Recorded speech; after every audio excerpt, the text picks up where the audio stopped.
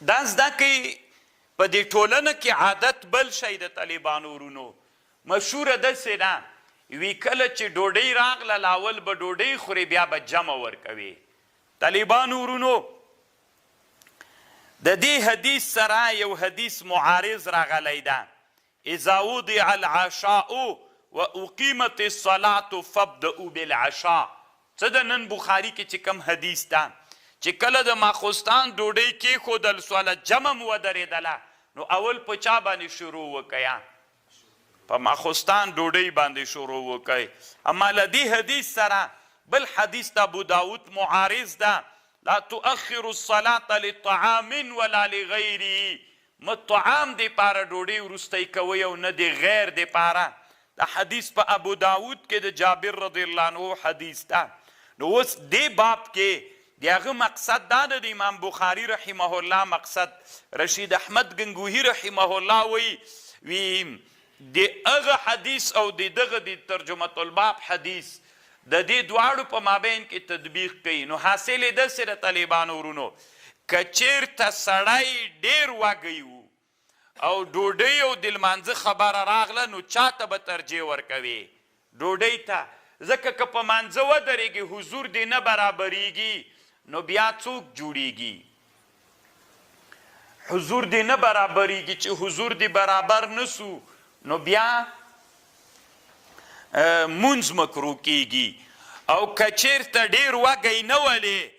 نو د ډوډۍ او د مانځه مقابله راغله بیا چاته ترجیح ورکه بیا لمانځه ته ترجیح ورکه تطبیق یې داسې ده د دې رشید احمد گنگوهی رحمه الله وی امام بخاری رحمه الله په دې باب کې جمع دي چا کوي جمع د احادیثو کوي دا یو طالبانو دا خود گنگوهی رایه سوه او علامه زکریا سیم د امام شوکانی نه نقل کړی امام شوکانی وی ظاهر د حدیثو نه داسې معلومیږي چې د ماخوستان ډوډۍ به مخته کوي یعنې که د ډوډۍ او د مانځه وخت خبره راغله اول به ډوډۍ خوري ظاهر د حدیثو نه داسې معلومیږي خو ما درته ویلې د بخاري مقصد خو مو واورېده د موږ د احنافو لوی محقق امام ابو جعفر طحاوي رحمه الله وی دا تنا په روزه کې د طالبانو اذا اقیمت الصلاة اذا وضع العشاء واقیمت الصلاة فابدؤوا بالعشاء دلته طالبانو مراد صرف دا د روزهدار سړي په حق کې د امام طحاوي وی یعنی داسې مطلب ده کله چې د ماښام ډوډۍ هم حاضره سوله جمع هم حاضره سوله ته به مونځ کوي که ډوډۍ به خوري خو د روزهدار په حق کې دا حدیث ده نو امام طحاوي وایي چې روزهدار به اول ډوډۍ خوري بیا به مونځ کوي مانځه ته به دی نه راځي دی به خپل مونځ کوي دا صرف د روزهدار په حق کې د امام طحاوي رحمه الله په مشکل الاثار کې لیکي خو طالبانو د جمهور علماو منهم احناف د دې غیر له طحاوي نه نور ټول همدغه خبر کوي ډوډۍ به اول خوري که مونځ به اول کوي تطبیق د احادیثو داسې ده که وږی ولې نو اول ډوډۍ وخوره که وږی نه وي وستې کېدله حضور دې نه خرابېده بیا اول څوک وکړه مونځ وکړه د دې باب دا مقصد ده درځه طالبانو ګوره هلته جمع ودرېدله امام مانځه ته راوغوښتل سو چې جمع درېږي او د امام په لاس کې هغه وه څه ورته وایي غوښه ول هغه یې خوړله نو طالبانو د دې باب درې مقصدونه دي یا دا مقصد ده د امام بخاري مقصد دا ده چې نبی علیه السلام دا خصوصیت ته چې جمع به ودرېده دی به ډوډۍ نه خوري دی به مانځه ته راځي یا دا مقصد د طالبانو ورونو یو دویم مقصد دا ده چې نبی علیه السلام دلته یا مقصد دا ده چې جمع ودرېده خو ډوډۍ به خوري چې وږی نبی علیه السلام نو ولې راجیګ سو دا نبی علیه السلام یو عزیمت ته یو رخصت ته نبی علیه السلام په چا باندې عمل وکړ په عزیمت باندې یا خو تنا رخصت ته کنه اولا خدا ده چې راسي ورته د دوام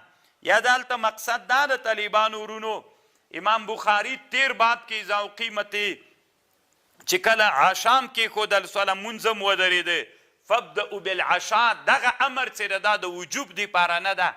د ندب دپاره د استحباب دپاره ده یا د امام بخاري مقصد په دې باب کې دا ده او یا مقصد د دې باب دا د طالبانو ورونو